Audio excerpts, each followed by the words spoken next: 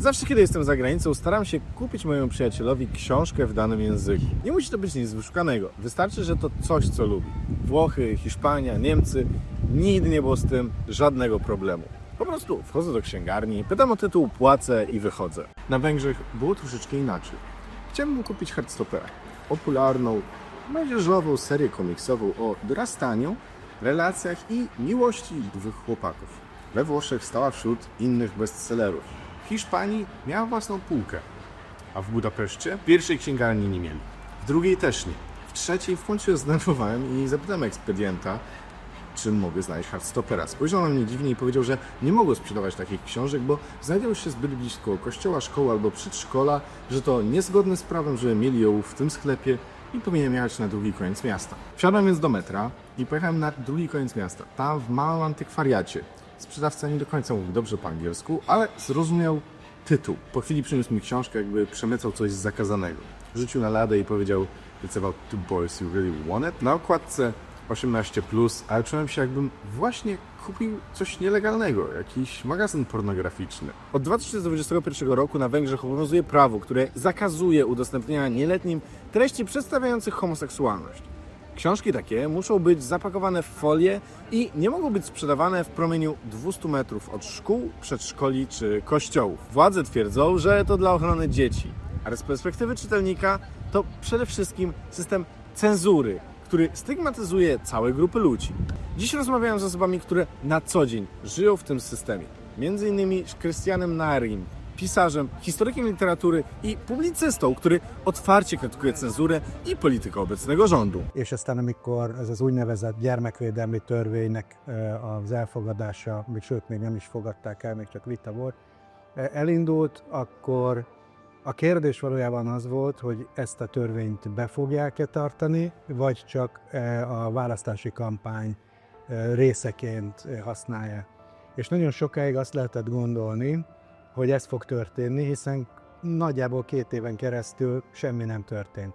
Egészen pontosan az történt, hogy a könyvszakma szervezetei, van a könyvszakmának egy ernyőszervezete, a Magyar Könyvkiadók és Könyvterjesztők Egyesülése, hivatalosan kérdéseket tett föl a jogalkotónak, hogy mit ért a különböző kifejezéseken a törvényben, hiszen ezt nem lehet betartani.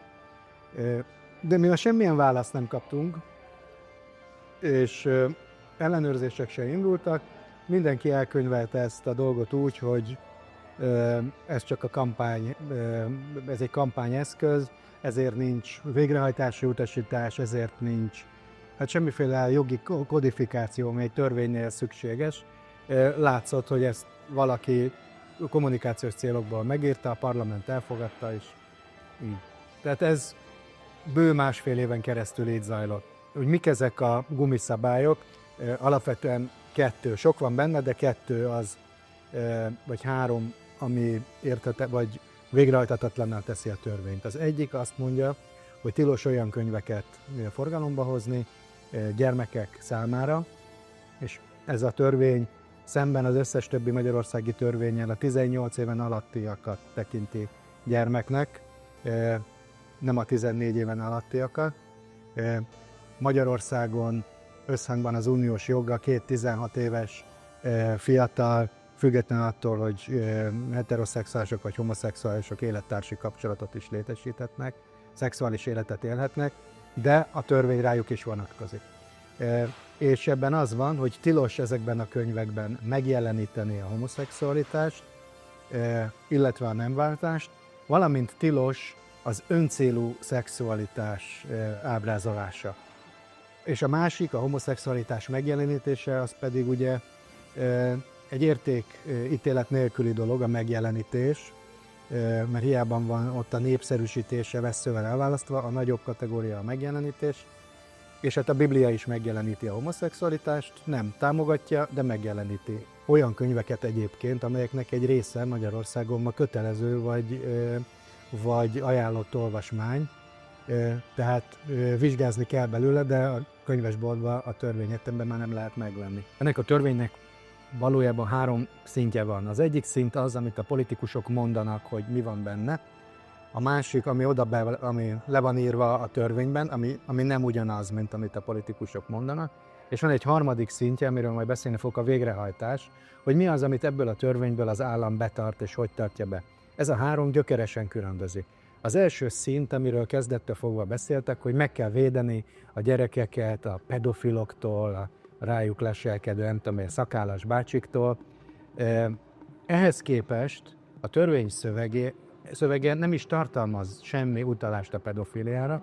Magyarul szabadon megvásárolhat ma Magyarországon egy kiskorú egy olyan könyvet, ami a pedofiliát ábrázolja, feltéve, hogyha az heteroszexuális, de nem vásárolhat meg olyan könyvet, amelyik a homoszexualitást ábrázolja. 2022 végén elkezdődtek az ellenőrzések a könyvesboltokban, már a választások után, és akkor még nem lehetett tudni, hogy ezeknek mi lesz a vége, de az már látszott, hogy az állam szelektíven tartja be a saját törvényét. Az ellenőrök azok bizonyos könyveket kerestek, részben azt a könyvet, tehát olyan könyveket, amelyek újak és gyermek- vagy ifjúsági könyvek, és megjelenítik a homoszexualitást. Általában közismert címeket zajlott, ez úgy történik, hogy bemegy valaki civil ruhában, csinál egy próbavásárlást, megveszi a könyvet, majd utána igazolja magát, és megkérdezi, hogy ez miért nem volt befóliázva, miért nem egy gyerekek által nem megközelíthető helyen volt, stb. Fölveszi a jegyzőkönyv. Könyvkiadók esetében pedig azt látjuk, hogy a LMBTQ direkt, konkrétan LMBTQ témájú könyvek, azok ugyanúgy megszületnek, mint korábban, megvan ezeknek a közönségük, és hozzá is jutnak. Viszont ott is van egy öncenzúra, amikor egy könyvben csak egy ilyen karakter van. Mondjuk egy ifjúsági könyvben szerepel egy saját neméhez vonzódó szereplő, akkor azt lehet, hogy inkább, ha magyar, megkérik a szerzőt, hogy hagyja ki, a külföldi nem fordítják le, mert nem akarnak ezzel kockáztatni, hogy megbüntessék őket. Aki ismeri a saját múltját, a saját kultúráját, és képes a saját nyelvén olvasni akár szépirodalmat, akár mást, az élet számos területén sokkal többet tud teljesíteni, mert sokkal kreatívabb, sokkal kritikusabban gondolkodik, sokkal empatikusabb, és bizonyos értelemben sokkal intelligensebb. Éppen ezért kicsi nyelvi kultúráknak, mint amik mi is vagyunk, az az egyik legfontosabb feladata, hogy a könyvek szabadon eljuthassanak, főleg a legfiatalabbakhoz, de valójában mindenkihez, hogy anyagi okból senkinek ne kelljen lemondani arról, hogy a saját anyanyelvén könyvet tudjon olvasni, és ebben mindenkinek megvan a felelőssége, az íróknak, a könyvkiadóknak, a könyvkereskedőknek, és az államnak is. És hogyha az állam egy olyan törvényt hoz, aminek az eredménye meg az üzenete az, hogy kivesz 17 évesek kezéből könyveket, akkor az nem csak egy politikai kampány célú dolog, hanem egyszerűen történelmi bűn. És ez teljesen más, mint hogyha egy nagy nyelvi kultúrában történik, hogyha ez angol vagy spanyol nyelvterületen történt volna, ott is sokat árt, de egy ilyen kicsi kultúrában, mint a miénk, ennek rettentősen rossz hatása van, hogy gyanús helyé teszi a könyvesboltokat.